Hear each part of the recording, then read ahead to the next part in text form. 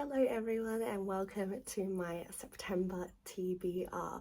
I am so excited for this video and I'm so excited for this month, not just to read some really cool books, but because I will finally be going home to Australia at the end of September. I'm so excited. Don't get me wrong, I have very much enjoyed my time in the UK and with all the travels that I've been doing, but I am super excited to be getting home to Australia. I miss it. But we do have a whole month ahead with lots and lots of reading to get done. I really surprised myself with how much I read in August, so my TBR for September is a little bigger than last month's one was, so I'm very excited about that and I hope we can get through them all because there's some really cool books on this list. So let's get started. I really wanted to pick up another classic this month because it's been a little while since I read a classic. The last one was Ruben Sachs and I read that probably 2 months ago.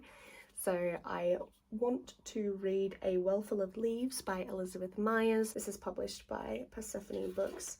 Has really pretty end papers and then it comes with a really pretty bookmark as well. I am 10 pages into this book. I did start it immediately after I finished Ruben Sachs, but then I didn't pick it back up. But I really want to this month. I think it would be good to get back into the classic. So that is why I've picked Well Full of Leaves. This one is set in the early 1900s, I think maybe in the 20s or the 30s. And from what I recall, it is about 3 or 4 children, siblings, who live in like a bit of a dilapidated area. And they have like a mother who is quite abusive, if I'm correct, who loves that they live in this dilapidated area because she gets to feel like, I guess, the big fish in a small pond. So this one should be good. I really like classics that have that sort of family dynamic, which is why I like Jane Austen so much and why I like Louisa May Alcott and all those sorts of things. So I hope that this will be that sort of book. I'm excited to read it. It has also been a while since I've read historical fiction, so this month I want to read Hera by Jennifer Saint. This is my signed copy that I got from Waterstones.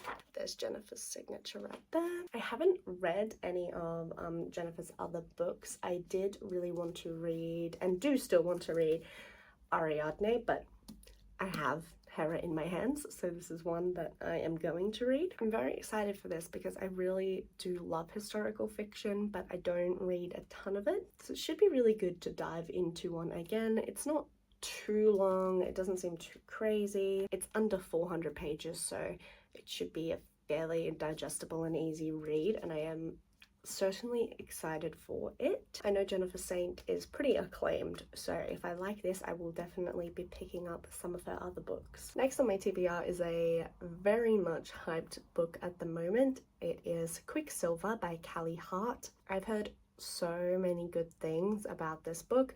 None of my friends have read it yet, but a lot of people I follow on social media have read it, and those people have similar tastes to me and they've said it's really good.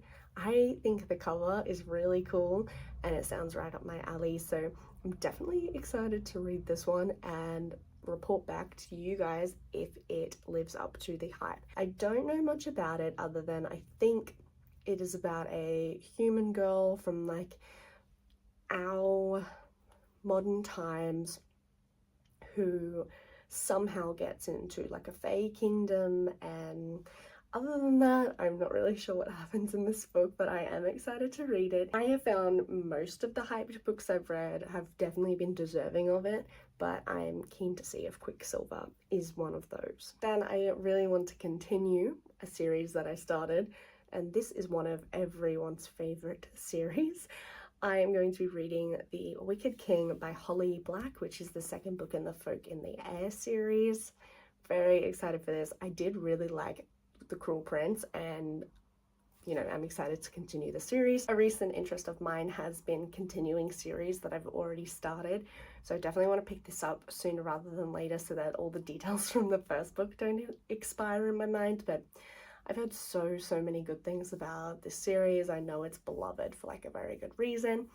The first book I only gave a 4.5 stars. I can't quite remember. It wasn't quite a 5-star for me, but I definitely saw the potential for the series overall to be a 5-star series. So I'm excited to read The Wicked King and see, you know, if it can really give me that 5-star feeling, and if this can become like one of those series that I really cherish. So very excited for that book and to see where they pick up off from the last one, because the last one, the ending of The Cruel Prince was really cool. So I'm excited to see where Holly Black goes from there. Mila Young recently had a promotion where she was sending out free copies of Manicures and Mayhem to, I think, people who have previously purchased from her. So I have a ton of books from Mila Young waiting for me when I get back to Australia. I haven't read any of her works yet, but I'm excited. She's Australian. I love to support authors and creators who are also from Australia, so I'm very excited to read those. And, you know, of course, the second there was an opportunity to get a free copy of the ebook, I jumped on that. And so I have Manicures and Mayhem on my TBR this month, just to sort of give myself a taste for her writing style and see what I've got to look forward to when I get back to Australia and I open all her books. She has the most beautiful, awesome, like the sprayed edges on her special editions are insane, and for like an indie published author, I just think it's amazing. So I'm so excited to open those books when I get home, but also just to read this one and see the sort of her style and get to know her as an author a bit. I have no idea what it's about. Probably werewolves or something. She sort of writes like supernatural, paranormal romance generally, so I think this book is probably something like that, but we'll see. I just get the impression it's going to be like some sort of smutty paranormal, so, but that's always good. I've never like disliked smutty paranormal. Then my friend recommended as a dark romance Unhinged by Steph Macca, so I have downloaded that. It's in my library waiting for me. Again, don't know anything about this book. My friend just sent me videos where she said, you have to read Unhinged, and then giggled like a maniac. So I get the feeling that Unhinged is going to be super unhinged. Whenever I ask this friend for dark romance recommendations, she gives me the most unhinged things on the planet. So I'm expecting Unhinged to be as its title declares. Like, we will see. Who knows? This is the same friend who recommended Wanna Play a Game to me, and that book literally had me like, what is going on? So this is one of those titles that is like scary, but you know, I want to give it a go. I have been sort of out of my dark romance era for a little while, and I've been like well into fantasy, so I definitely want to get back into some more dark romance. I've started that with the Mindfuck series, and yeah, I want to continue with more dark romance because I find them so fun. I've been on a bit of a Carissa Broadbent kick recently, so I want to pick up in September Slaying the Vampire Conqueror. I just really loved the Crowns of Nyaxia duology and the novella. I'm excited for the continuing books in this world to be released. But for now, I'm pretty sure Slaying the Vampire Conqueror is a standalone.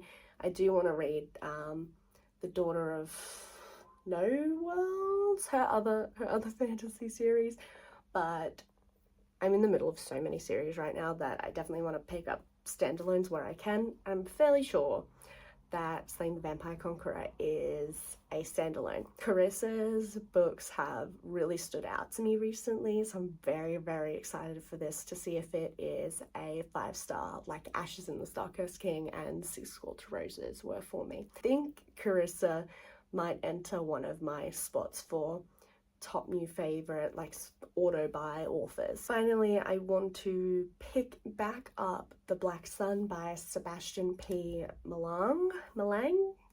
Sorry, Sebastian, I don't know how to pronounce your surname. I have started this book and I put it back down because I just wasn't sure. I'm fairly sure it's not only his debut fantasy novel, but his debut novel. I have been trying to pick up more indie authors recently, and Sebastian reached out to me on Instagram and asked if I'd be interested in reading his book, and it sounded very intriguing, so I purchased a copy and I started it, and I just really wasn't sure if it was for me, but I do want to pick it up and give it another go. I don't know if I had just read so much already in August when I picked this book up that I was a little maybe burnt out on reading and needed to pick up some shorter, punchier, like romance books in the interim. I do want to pick The Black Sun up.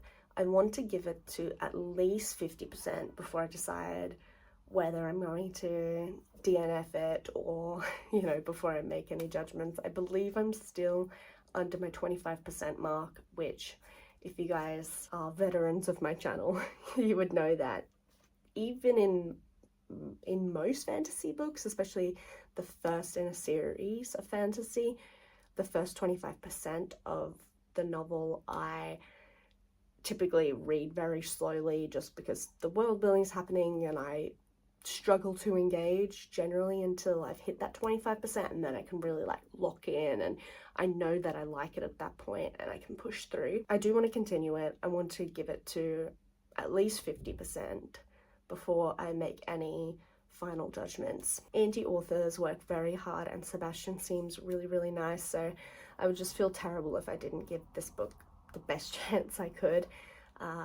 So yeah, I want to pick it back up in September and see how far I can get. You never know, maybe by 50% I will be into it and it will be a new favorite, but at this stage I'm just not too sure. The prologue was quite cool, or I'm not sure if it was a prologue or chapter 1, but the first chapter you read in the book was quite cool. You're just like right in the middle of a conflict, which I thought was an interesting and really intriguing place to start. I thought it was a good way to start the book, but then chapter 1/chapter 2, I'm not really sure.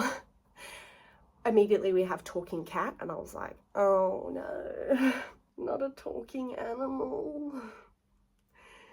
And I just sort of have been lost since then, so we'll see. I definitely want to give it another go. So yes, those are the 8 books on my September TBR. I hope to read all of those and more, but you know, that is definitely the list of the key things I would love to get into in the month of September. I hope you guys enjoyed this video. If you did, give it a big thumbs up. If you have read any of those books that I have mentioned, please leave a comment below and let me know what you thought. I would be so excited to hear your thoughts. Subscribe if you haven't already. My analytics tell me that 75% of my channel viewers are not subscribed, so if you're interested in seeing more from me, I would very much appreciate if you would subscribe. Alright, I'll see you guys next time. Bye.